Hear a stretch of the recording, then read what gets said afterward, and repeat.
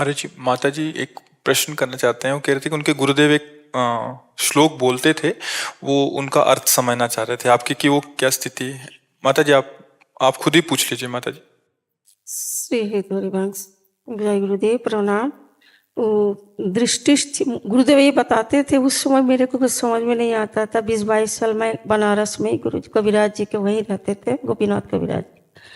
तो दृष्टि स्थिरा बिना दृश्यम, प्राण स्थिरा बिना यमम, वृत्ति स्थिरा बिना लम्ब, ध्रुवे ब्रह्मास्मि सर्वथा। बहुत बार तो सुने, पर इसको उस ये ब्रह्मबोध संपन्न महापुरुष की स्थिति होती है कि जैसे हम किसी बिंदु पर जब दृष्टि करते हैं तो स्थिर दिखाई देती ना, वो बिना बिंदु के, बिना किसी लक्ष्य के उसकी दृष्टि स्थिर है। वो परमात्मा प्राप्त जो महापुरुष होते हैं उसके लक्षण है।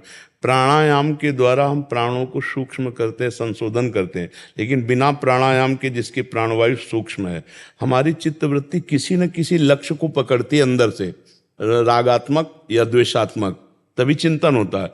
जो भगवत प्राप्त महापुरुष, ब्रह्मबोध संपन्न महापुरुष है, वो बिना किसी लक्ष्य के चित्तवृत्ति शांत है, कोई चिंतन नहीं, स्थूल सूक्ष्म कारण किसी का चिंतन नहीं। तो ये ब्रह्म प्राप्त महापुरुष के लक्षण। तो हम लोगों के लिए तो मतलब तो हम क्या करें कि जो मार्ग बताया गुरुजन उस पे चले, और नहीं तो भरोसा ले लेगा ऐसे गुरु का। जो ऐसी स्थिति को प्राप्त गुरु हैं उनका भरोसा ले लें, और हर समय जैसे आप संन्यास में हो तो गुरु प्रदत्त जो मंत्र है निरंतर उसको पहले चित्तवृत्ति मिला। देखो एक बात समझना होगा, ये आखिरी स्थिति है जो श्लोक है ना। अब हम क्या करें, पहले हम लक्ष्य में दृष्टि डालें। ये तो चिंतन से अतीत स्थिति है और हम अभी जागतिक चिंतन में फंसे हैं। देह आत्मभाव, देहात्म भाव, ये हमारी दुर्गति का कारण है। तो अब हम क्या करें, पहले सत चिंतन के द्वारा असत चिंतन का त्याग करें। जैसे कांटे से कांटा निकालते हैं, और फिर सत चिंतन का भी त्याग करके स्वरूप में स्थित हो गए। क्योंकि जितना चिंतन है वो करण से होता है, स्वरूप में नहीं। तो जैसे दीवाल घड़ी है, इसका सेल हटा दो तो सेकंड के सुई सेकंड में, मिनट की मिनट में, घंटा की घंटा में ठप हो जाएगी ना। तो दृष्टि ठप, प्राण, चित्तवृत्ति, सेकंड, मिनट, घंटा सब बिल्कुल रुक गई ना, सेल हट गया। सेल क्या है? त्रिगुण माया, देहात्म भाव, अंतःकरण में ममत्व, अहम, यही हटना है। ज्ञान के द्वारा हटा दे, और चाहे भजन साधन भक्ति के द्वारा हटा दे, दोनों के द्वारा हटता है। भक्ति के द्वारा तन मन प्राण भगवान को समर्पित करके जब निरंतर भजन करते हैं तो संसार का विस्मरण, भगवत स्मरण, तो तस्मित जने भेदा भावत, भगवान और भगवान के जन में अभेद स्थिति हो जाती। जानत तुम्हें हो जाए तो वो वहां पहुंच गया। या इन तीनों का त्याग करके, स्थूल सूक्ष्म कारण, तीनों जगत, तीनों शरीरों के चिंतन का त्याग करके अपने से अपने में स्थित स्वरूप में, अब वो ज्ञान के लिए बड़ा कठिन मार्ग है नहीं? लोक परलोक के समस्त भोगों से वैराग्य, और सत असत का ठीक निर्णय करने वाला विवेक, और इंद्रिय निग्रह, सम दम मनोनिग्रह, और तितिक्षा, घोर सहनशील, उपरति, समस्त भोगों के प्रति आस्तित्व ही खत्म। वैराग्य तो पहले ही हो चुका, और उपरति में आस्तित्व ही खत्म, और चित्त का समाधान, और घोर मुमुक्षता। तब जाके स्थिति में हमारा प्रवेश होता है कि बिना लक्ष्य के दृष्टि, बिना किसी अंदर के विषय राग द्वेष के, किसी भी चित्त वृत्ति में कोई राग द्वेष नहीं, संसार के त्रिभुवन के किसी भी वस्तु व्यक्ति स्थान का कोई महत्व नहीं, और चित्त वृत्ति स्थिर। जैसे भक्त चित्त वृत्ति भगवान में स्थित करता है, लेकिन यहां वो भी नहीं है। और प्राणवायु अपने आप सूक्ष्म है, क्योंकि चित्त मन एक ही बात है। जब मन एकाग्र तो प्राणवायु सूक्ष्म और ब्रह्मचर्य स्थित, ये तीनों का बड़ा संयोग है। ब्रह्मचर्य ठीक, प्राणवायु सूक्ष्म, मन एकाग्र। और जिसके तीनों एकाग्र हो चुके हैं और वो तीनों से हट चुका है, ममत्व हटा लिया, तो ठप हो गया।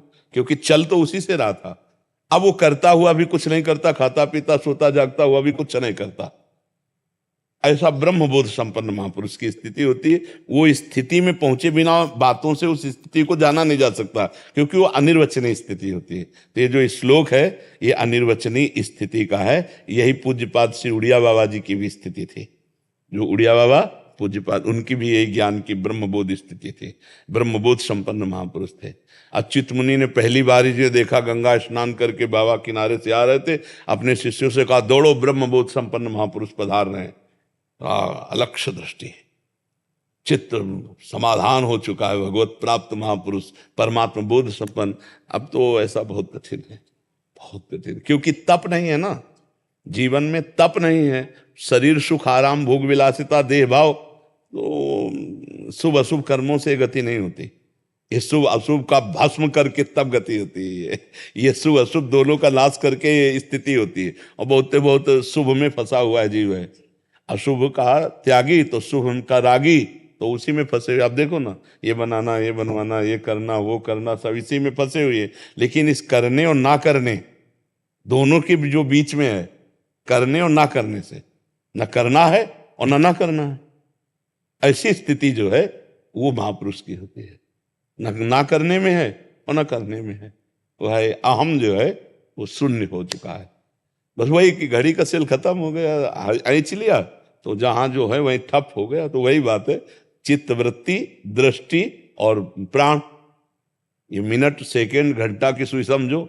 अब अहम हट गया तो सबका परम प्रकाशक जो अहम अपने स्वरूप में स्थित है, अब वो त्रिगुण के चक्र के द्वारा जो हो रहा है उसका कर्ता बचा ही नहीं।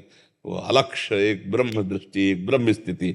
और ब्रह्म प्राप्त महापुरुष का शरीर भी ब्रह्ममय हो जाता है, सब कुछ ब्रह्म, सर्वम खल्विदम ब्रह्म ना, तो पूर्ण ब्रह्म ही हो जाता है। ऐसे बहुत से महापुरुषों के दर्शन गंगा किनारे हुए, जब भ्रमण करते थे ना, तो बहुत से, स्वामी अनंग बोधाश्रम जी दिगंबर रहते थे, करपात्री जी जाकर साष्टांग दंडवत करते थे, ऐसे वो महापुरुष थे। स्वामी मग्नानंद सरस्वती जी, स्वामी परमानंद जी, स्वामी सत्संगानंद जी, बड़े बड़े महापुरुषों का गंगा किनारे जैसे बचपन से रहे ना, तो सिद्ध महापुरुषों का दुलार मिलता रहा, उनके दर्शन, उनकी कृपा। नहीं, ये जो आप प्रश्न लिख के लाए हो ना, इसका उत्तर वृंदावन में नहीं हो सकता, कहीं नहीं मिला आज तक। 22-24 साल से मैं घूम रहा हूँ। गुरुदेव जब से शरीर से गया, महामहोपाध्याय पंडित गोपीनाथ कविराज जी, बनारस के तो सचल विश्वनाथ माना जाता। जी जी, ज्ञानगंज तिब्बत की धारा हमारी। जी जी, तो जो भी 24 साल से घूम ही रहा हूँ, पर ये तो आज जो मिला तो परम। हाँ, मतलब हम वो विद्वता का नहीं, महापुरुषों के पास बैठे हैं ना, तो ये जो वृत्ति है ला, इस वृत्ति से परिचय है, इसलिए उसकी चर्चा। नहीं तो ये गूढ़ विषय है, ये कोई मतलब सिद्धांत नहीं है। निरोध जब तक मतलब ना हो तब तो ये तो समझना मतलब। हाँ नहीं, ये तो समझ ही नहीं सकता। जैसे आप इस लोग किसी को सुनाओ जाके, तो समझ ही नहीं सकता मतलब क्या है, मतलब क्या, अगर हम उस पे हैं नहीं तो हम इसका मतलब नहीं समझा जा सकता इसको। हाँ तो ये